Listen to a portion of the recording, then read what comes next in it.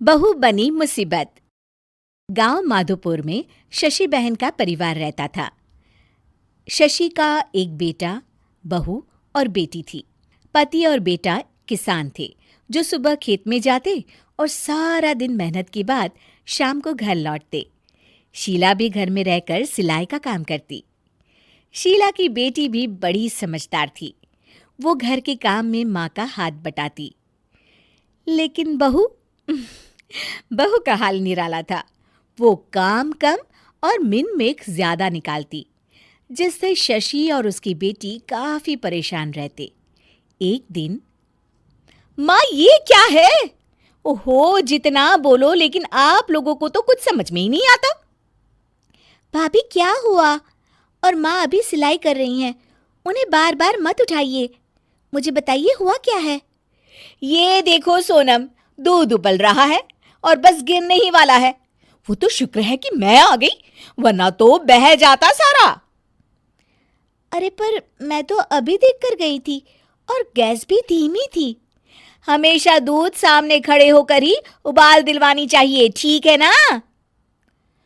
सोनम को मेघा की बात पर गुस्सा आ जाता है, लेकिन क्लेश ना हो ये सोचकर वो चुपचाप वहां से चली जाती है और सोचती है कि वो कैसे मेघा को सबक सिखाए।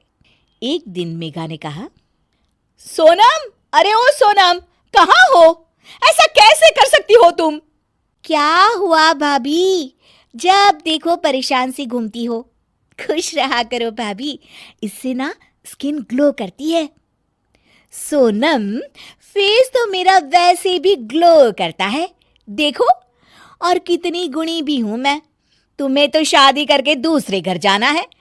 देखो जरा, देखो अपने कमरे का हाल देखो, सारा संतरे का छिलका जमीन पर फैला है। अरे ससुराल में ऐसे ही रहोगी क्या?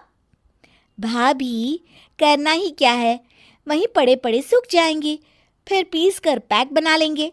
आप भी ना भाभी, चिल करो। मेघा गुस्से से वहां से निकल जाती है। हर बात पर मीन मेक करने वाली मेघा एक दिन फिर चिल्लाने लगती है, माँ, अरे माँ सुनो तो जरा। अब क्या हुआ मेघा, क्यों चिल्ला रही हो? माँ ये देखो, देखो जरा, ये कांच का कटोरा जिसे टेबल के किनारे रखा है। अरे किसी का एक हाथ लगेगा और ये गिरकर टूट जाएगा। तभी मेघा के कमरे से कुछ गिरने की आवाज आती है। वो भागकर कमरे में जाती है, जहां उसके पीछे शशि भी आ जाती है। मेघा के कमरे में उसका शीशा गिर जाता है। लगता है बहू, तुमने अपना शीशा कोने में रखा होगा, तभी गिर गया। जरा दूसरों को सीख देने से पहले खुद भी अमल कर लिया करो। वहीं कमरे में पर्दे के पीछे छिपी सोनम हंस रही होती है। मेघा काफी परेशान रहती है कि उसके साथ ये क्या हो रहा है। वो सोचती है कि कैसे वो अपनी सास और ननद के सामने खुद को होशियार साबित करे।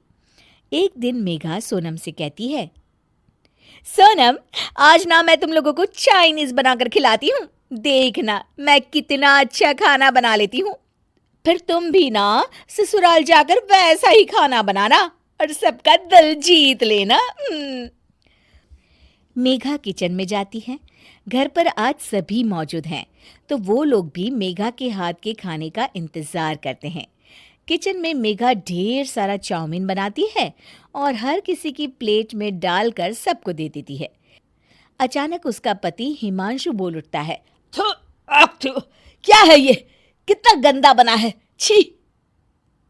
मेघा की शक्ल रोनी सी हो जाती है कि तभी सोनम बोल पड़ती है, ओहो भाभी, ये क्या बनाया है?